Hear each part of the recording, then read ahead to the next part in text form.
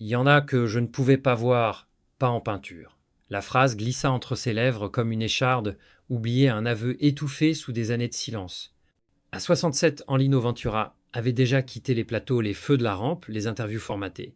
Il s'était effacé du monde du cinéma comme on ferme une porte avec lenteur, sans claquer, mais avec détermination. Ce retrait, il le consacrait à Personnage, son œuvre caritative pour les enfants handicapés. Derrière les murs discrets de sa maison, en banlieue parisienne loin, des projecteurs Ventura vivaient dans une paix choisie, austère presque.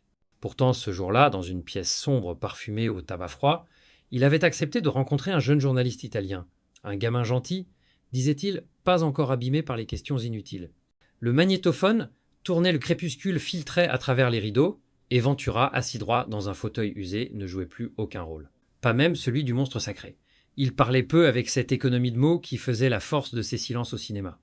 Mais dans une pause presque accidentelle, il laissa tomber cette phrase « Il y en a que je ne pouvais pas voir, pas en peinture. Une fois suffit pour savoir. » Il n'y eut pas de non, pas encore. Seulement un regard, un soupir, un tremblement fugace dans la voix rauque. Pourtant, ce n'était pas un ressentiment aveugle. Ventura n'était pas un homme de haine. Mais il portait en lui un code de loyauté, une boussole morale intransigeante. Ce qui heurtait ses valeurs, il l'écartait, définitivement. Aujourd'hui, dans un souffle sans colère, Lino Ventura accepte de les nommer 5 artistes qu'il n'a jamais pu supporter. Numéro 1. Jean-Paul Belmondo. Il est des rencontres qui marquent non pas par leur intensité, mais par leur impossibilité. Celle entre Lino Ventura et Jean-Paul Belmondo fut de cet ordre-là, 2 trajectoires fulgurantes, 2 légendes en construction, mais une seule tentative vite refermée. En 1960, les 2 comédiens se retrouvent réunis sur le tournage de Classe, Tous risques polar sombre et désabusé, signé Claude Sautet. Ventura, déjà installé comme une figure incontournable du cinéma viril, et taciturne incarne Abel Davos, truand en fuite père de famille, fatigué par la cavale. En face de lui, le jeune Belmondo, encore inconnu du grand public, crève l'écran dans le rôle d'Eric Stark, messager fougueux au regard libre. À l'écran, le duo fonctionne. Mais, dans les coulisses, le fossé se creuse. Ventura observait, il ne criait jamais, il ne haussait pas le ton, mais derrière ce calme apparent, tout se jaugeait dans le silence. Il regardait les gestes, les égarements, les improvisations. Et ce que Belmondo appelait instinct, Ventura le voyait comme désinvolture. Ce gamin joue comme il respire, aurait-il murmuré un jour. C'est beau peu, être, mais moi je respire autrement. Pour Ventura, chaque seconde, sur un plateau, était sacrée. Le cinéma n'était pas un jeu, mais un rituel. Il attendait des partenaires une rigueur militaire, un respect total du texte, des horaires du cadre. Belmondo lui virevoltait.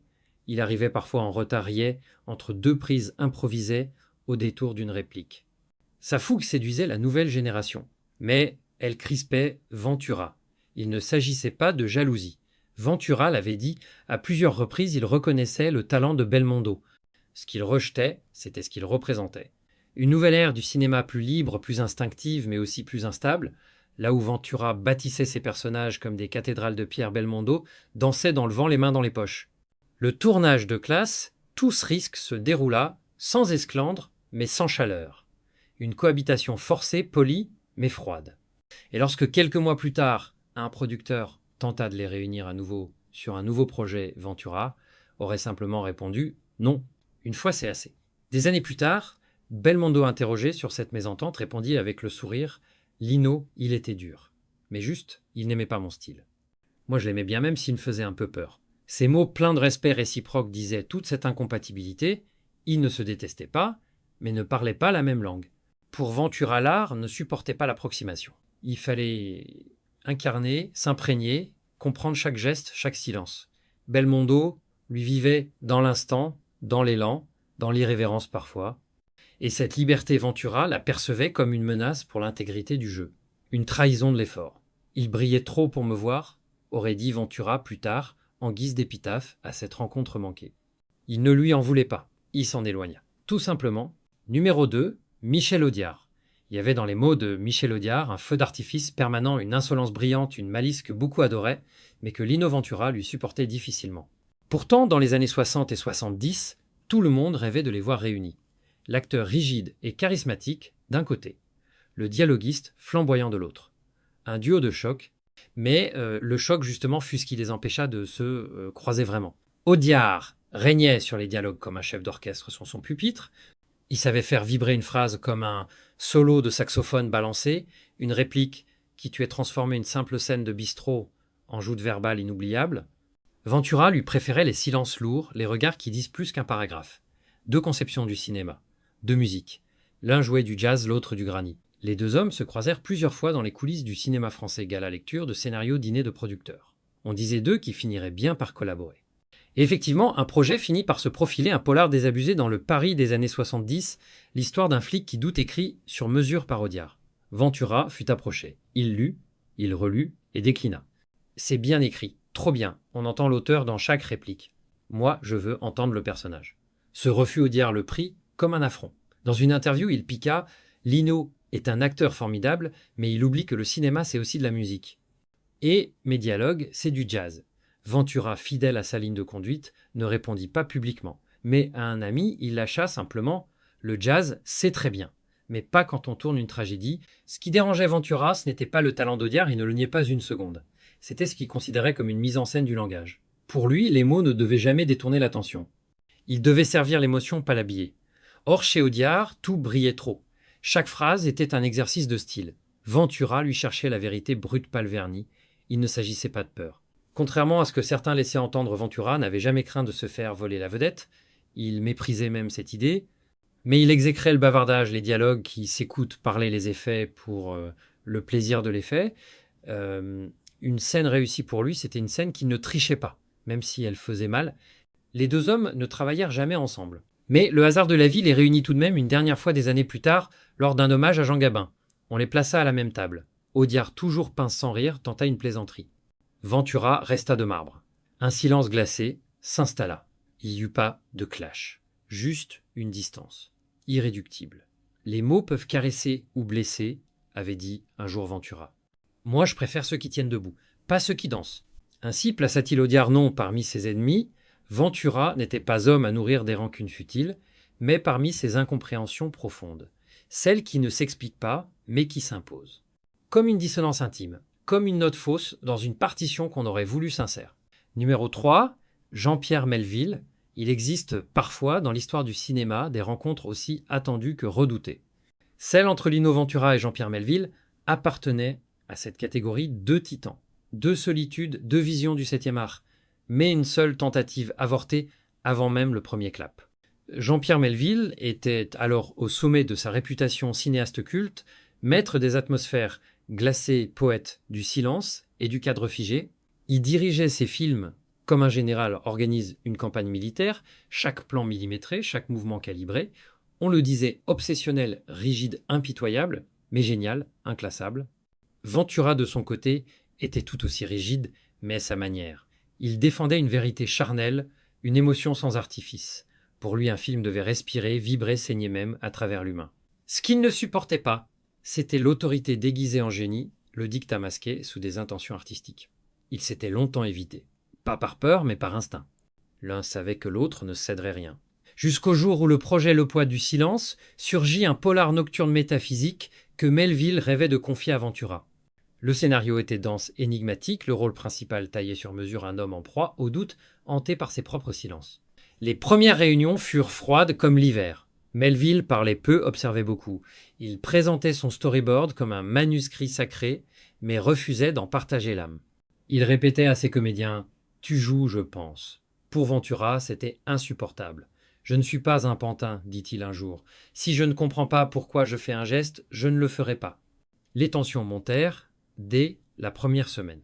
Melville exigeait des répétitions sans fin, marchait jusqu'à une porte, s'arrêtait à la seconde, préfixait un point précis pendant exactement 4 secondes.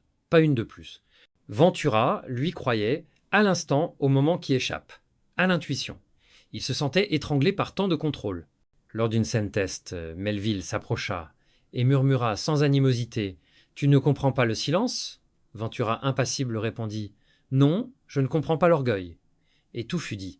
Le tournage n'eut jamais lieu. Ventura quitta le projet sans esclandre, mais avec une décision irrévocable. Le film fut reconfiguré puis abandonné. Des années plus tard interrogé, en privé Ventura, résuma l'échec de cette collaboration en une phrase simple: 2 capitaines, sur un même navire finit toujours par couler. Il ne haïssait pas Melville. Il le respectait même, Mais il refusait son monde, trop fermé, trop froid, trop sûr de lui.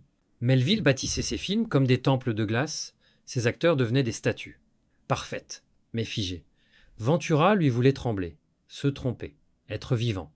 Il ne cherchait pas la perfection, il cherchait le vrai. Même rugueux, même maladroit. Leur séparation ne fit pas de bruit, pas de communiqué, pas de querelle dans la presse, seulement un retrait. Une distance, comme une reconnaissance muette de l'incompatibilité. On n'a pas besoin de se haïr pour savoir qu'on ne doit plus jamais se croiser. Ces mots, Ventura les confia un jour à un ami proche. Et dans son regard, il n'y avait ni colère, ni regret.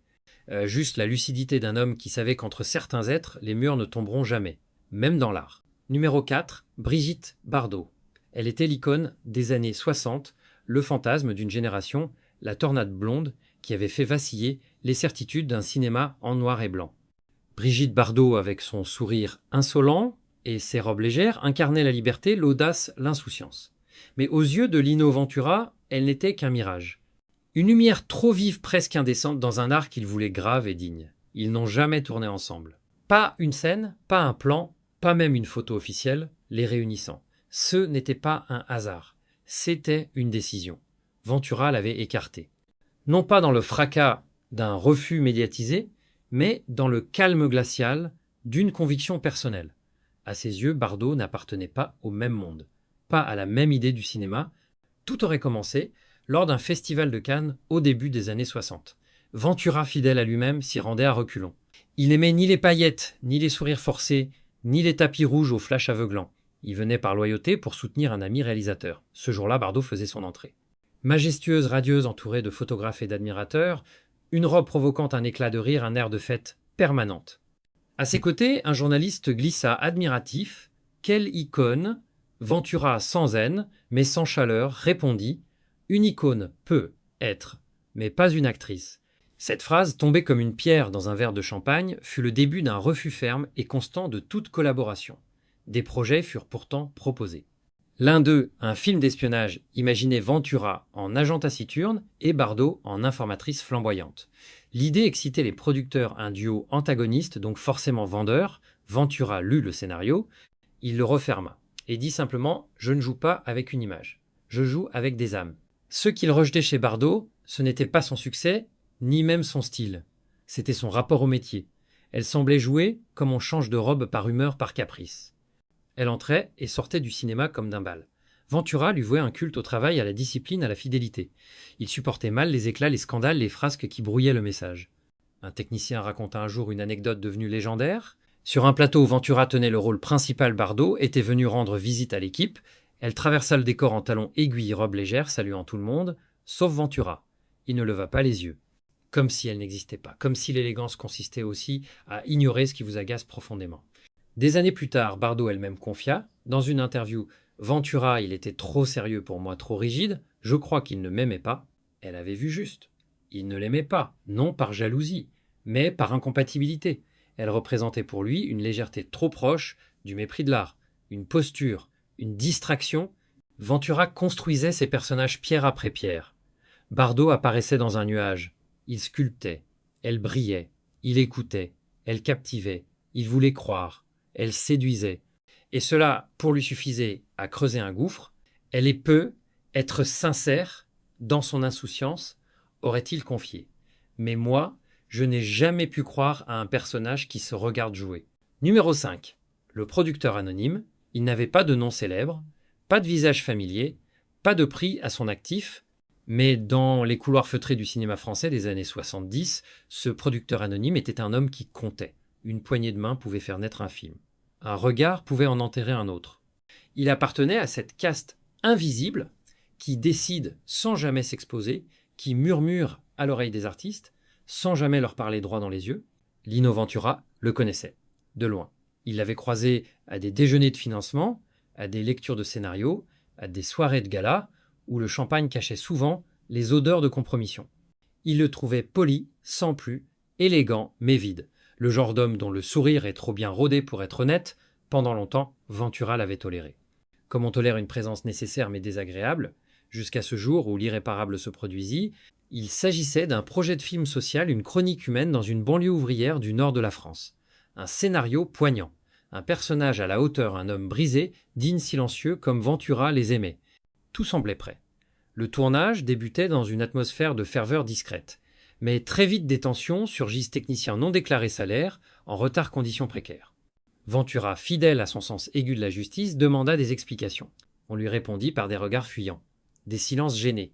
Alors le producteur le convoqua discrètement dans un bureau à l'écart.